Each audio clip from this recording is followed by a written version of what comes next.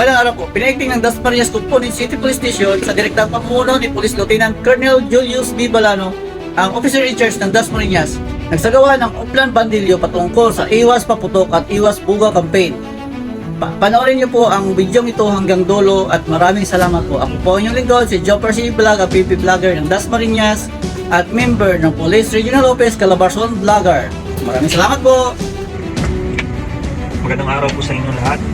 Sa pagsalubong ng bagong taon, mahalaga ang pag-iwas sa paggamit ng pinagbabawal na paputok tulad ng Watusi, Piccolo, Papa, 5-star, Lapla, Lolo Thunder, Giant Bawang, Atomic Bomb, Super Lolo, Butas Belt at iba pa na nagdudulot ng panganib tulad ng sunog at pagkasugat.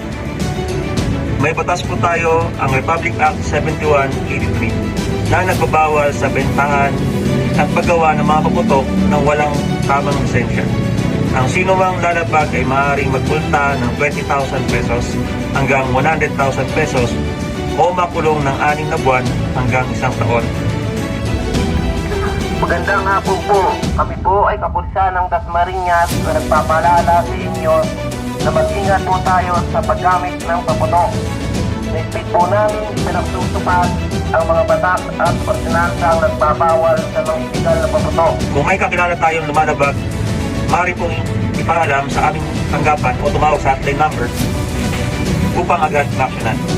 Dahil sa bagong Pilipinas, ang gusto ng pulis, ligtas tayong lahat. Ang Pulis Dasmariñas po ay narito sa inyong lugar upang kayo ay padalahanan na nalalapit sa pagsalubong ng bagong taon.